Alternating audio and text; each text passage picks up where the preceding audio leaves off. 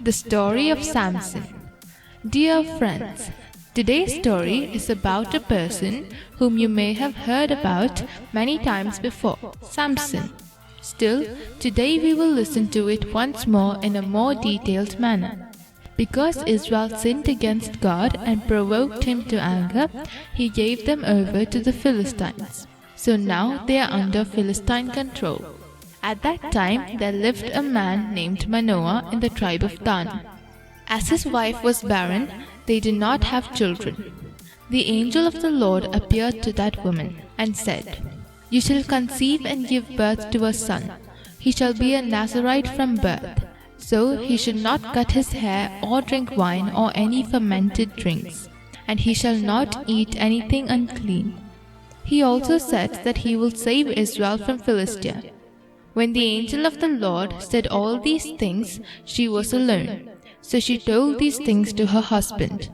On hearing this, Manoah prayed and asked that the man whom God sent come again to them and teach them what they are to do with the child who will be born. God listened to Manoah's prayer, and the angel of the Lord came again to the woman. But she was again alone. But this time she ran and called her husband. Manoah arose and went after his wife and came to the man. Manoah said to him, "When your words come true, what is to be the child's manner of life, and what is his mission?" The angel said, "Of all that I said to the woman, let her be careful. All that I commanded her, let her observe." Then, without realizing that he was an angel of the Lord, Manoah told him to stay there until they prepare a young goat for him. The angel said that he cannot eat their food, but if they offer a burnt offering, then to offer it to the Lord. So Manoah took a young goat with a grain offering and offered it on the rock to the Lord. And Manoah and his wife were watching. And when the flame went up toward heaven from the altar, the angel of the Lord went up in the flame. And Manoah and his wife fell on their face to the ground. And the woman bore a son and called his name Samson. Samson grew up. At that time the Philistines ruled over Israel. He was seeking an opportunity against the Philistines. It was at that time that he saw one of the daughters of the Philistines and informed his parents of his desire to marry her. Initially they resisted, but later upon his insistence they went down with him to Timnah. Then Samson went down and talked to the woman, and he liked her. Few days later, Samson went down to her house again with his parents to marry her. Samson held a great feast there. They brought 30 companions to be with him. Samson asked them a riddle. He said that he will give them 30 linen garments and 30 changes of clothes if they answer it.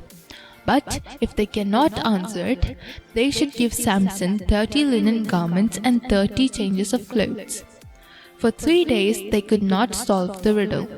On the 4th day they threatened Samson's wife, saying that if she does not entice her husband and tell the answer to the riddle, they will burn her and her father's house with fire.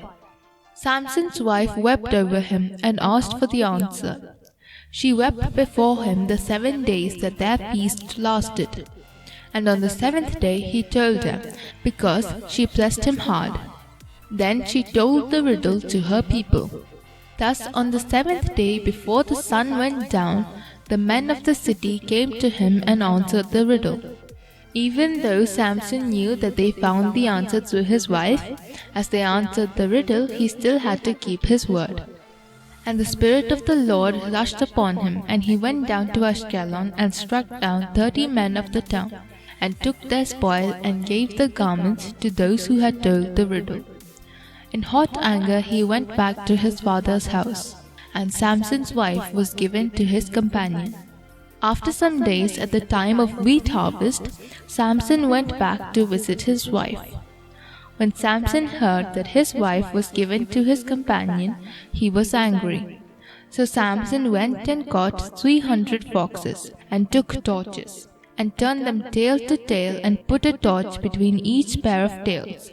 And when he had set fire to the torches, he let the foxes go into the standing grain of the Philistines, and set fire to the stacked grain and standing grain, as well as the olive orchards.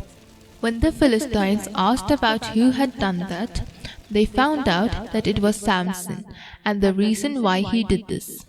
And the Philistines came up and burned Samson's wife and her father with fire. As revenge for this, he struck them hip and thigh with a great blow.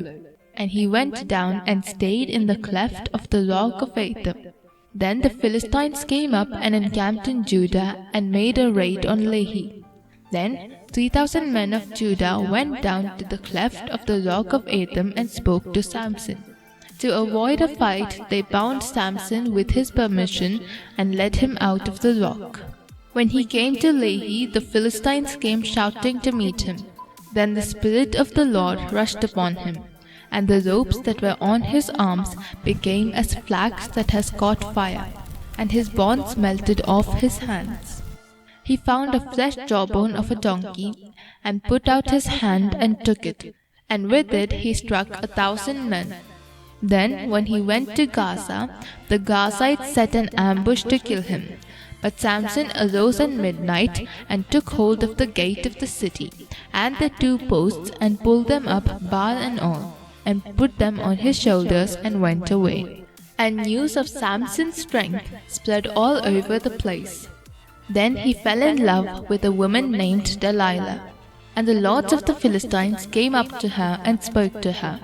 And they promised that they will each give her 1,100 pieces of silver if she can seduce him and see where his great strength lies. In the next few days, Delilah was trying to accomplish this. Every day he will say different things, and Delilah would act according to that and called the Philistines. But when he seized the Philistines, he would free himself. This repeated many times.